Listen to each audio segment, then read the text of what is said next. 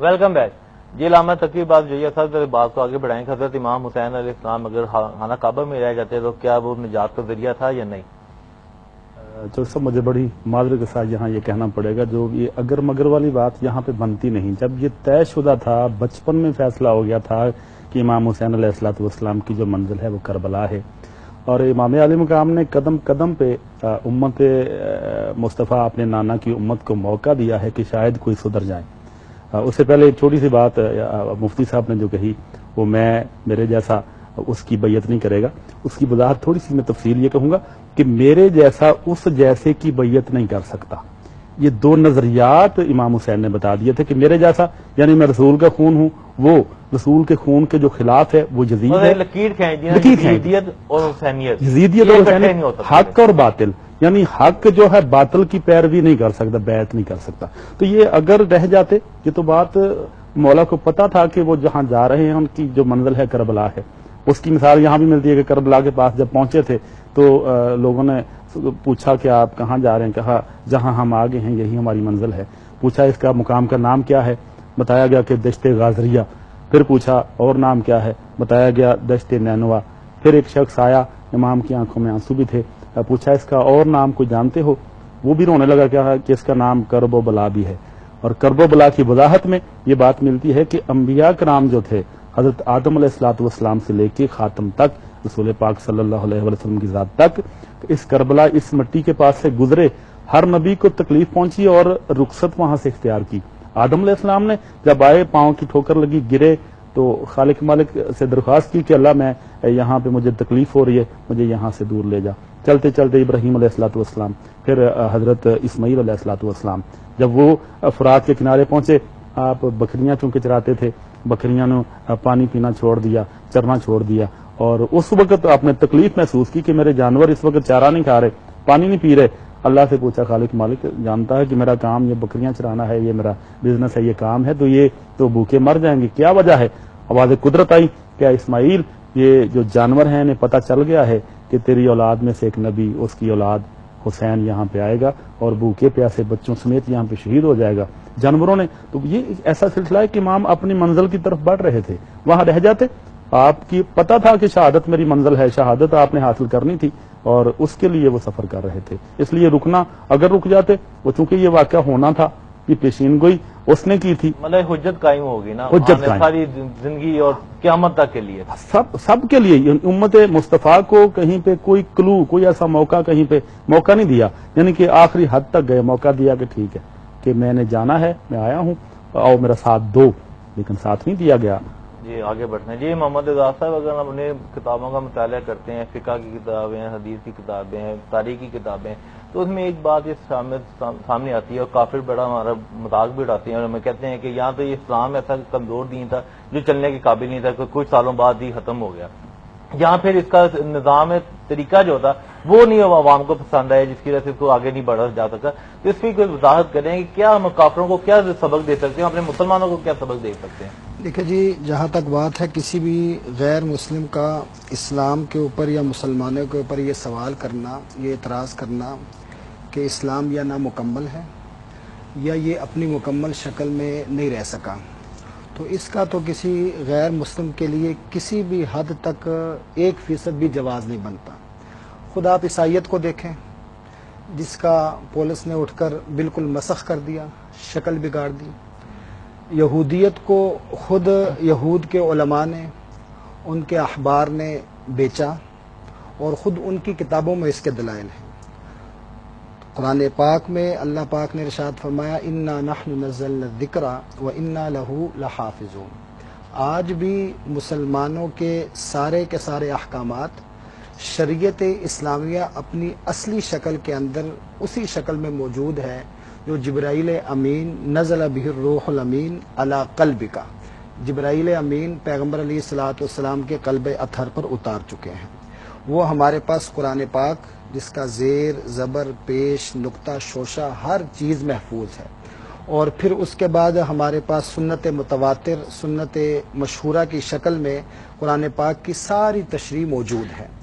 تو اگر نفس اسلام یا نفس شریعت کو دیکھا جائے تو وہ آج بھی محفوظ ہے. علماء اسلام اس کو ثابت کرتے رہے ہیں، ثابت کر چکے ہیں اور آئندہ بھی ثابت کرتے رہیں گے.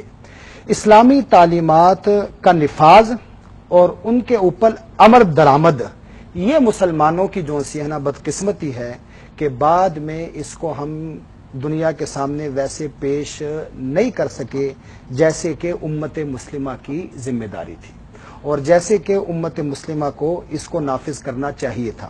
اور حضرت حسین رضی اللہ تعالیٰ عنہ کی کوشش کا، حضرت حسین رضی اللہ تعالیٰ عنہ کی جد و جہد کا خلاصہ بھی یہ تھا کہ یہ دین جو آگے بگڑنے جا رہا ہے اور یہ خلافت سے نکل کر موروثیت کی شکل اختیار کرنے جا رہا ہے، اور یہ جو ہے نا پیغمبر علیہ الصلوۃ والسلام کی منہج اور آپ علیہ الصلوۃ والسلام کے طریقے سے نکل کر خاندانی جو سی ہے نا ایک وراثت بنتا جا رہا ہے.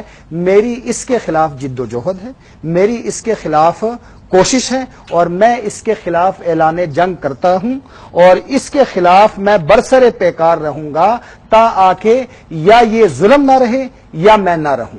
تو کسی غیر مسلم کا مفتی صاحب ایک اور سوال یہاں پہ پیدا کہ متواتر حدیث مبارکہ ہے، نبی کریم صلی اللہ علیہ وسلم کی بشارت ہے کہ میرے بعد میرے طرف کی حکومت خلافت جو ہے 30 سال ہے، اس کے بعد کھا جانی ملوکیت. تو ہم نے وہ دیکھ ہی لیا کھا جانی ملوکیت کیسی تھی، کیسے کیسے ہمارے امام گزرے شہید کیے گئے ہیں. اس کے باوجود جب بھی کوئی بحثیں ہوتی ہیں ہمارے مطالعہ کی کتابوں میں ہر جگہ یہ بحث ہوتی ہے کہ جو بھی حاکم بیٹھ جائے، حکمران بیٹھ جائے، وہ جیسا بھی ہو اس کی بیعت کرنی چاہیے، اس کا اطاعت کرنی چاہیے، اس کے خلاف کھڑا نہیں ہونا چاہیے. تو یہاں پہ بھی کافر ایک سوال کرتے ہیں تو پھر اس کا مطلب ہے کہ اسلام میں نظام جو ہے اس کا جو خود ہی آپ لوگوں نے نقشہ بگاڑ کے رکھ دیا ہے، اس کی وضاحت کریں ذرا. نبی محترم صلی اللہ علیہ وسلم نے ارشاد فرمایا حسین منی وانا من حسین، حسین مجھ سے ہے میں حسین سے ہوں. اگر اس کی تفسیر میں جائیں تو معنی کیا ہے کہ نبی محترم صلی اللہ علیہ وسلم نے فرمایا حسین مجھ سے ہے، یعنی کہ نبی پاک کے اس فرمان سے لے کے 61 ہجری تک حسین مجھ سے ہے اور 61 ہجری سے لے کے آج تک میں حسین سے ہوں اور قیامت کی صبح تک میں. اور اگر اس کی اگر مزید تفصیل میں جائیں، مزید لطف لیں تو معنی یہ بنتا ہے نبی پاک صلی اللہ علیہ وسلم نے فرمایا حسین ایک کام ہے میرے کرنے والا اور ایک کام ہے تیرے کرنے والا. ایک تمہارے لیے کام میں نے کرنا ہے اور میرے لیے کام تم نے کرنا ہے. نبی پاک صلی اللہ علیہ وسلم نے حسین منی کا معنی جو آپ کے لیے کام کیا وہ کیا؟ آپ صلی اللہ علیہ وسلم کی عادت مبارکہ تھی کہ آپ جب جماعت کراتے تھے تو زیادہ لمبی نہ ہوتی اور جب تنہائی میں نماز پڑھتے تو لمبے لمبے قیام، لمبے رکوع، لمبے سجدے، حتیٰ کہ اللہ کو وہی نازل فرمانا پڑی قم اللیل الا قلیلا کہ لمبی نماز نہیں پڑھنی. لیکن اگر نماز نبی پاک صلی اللہ علیہ وسلم پڑھا رہے ہیں، جماعت ہو رہی ہے تو کاندھے پہ حضرت امام علی مقام سوار ہو جاتے ہیں تو نماز لمبی ہو جاتی ہے. نہ حضور اکرم صلی اللہ علیہ وسلم نماز کو مختصر کر رہے ہیں، نہ اللہ فرما رہا ہے مختصر کرو. درس یہ دیا جا رہا ہے کہ جس چیز میں حسینیت شامل ہو جائے اسے پھر ختم نہیں کرنا، اسے طول دے دینی ہے، اسے بڑھا دینا ہے. نبی یہ پاک صلی اللہ علیہ وسلم نے فرمایا حسین جو کام ہے میرا وہ کر دیا ہے، تمہاری عظمت لوگوں کو بتا دی ہے کہ حسین مجھ سے ہے، کہ حسینیت کی پہچان نبی پاک سے ہے اور نبی پاک کی پہچان حسینیت سے ہے.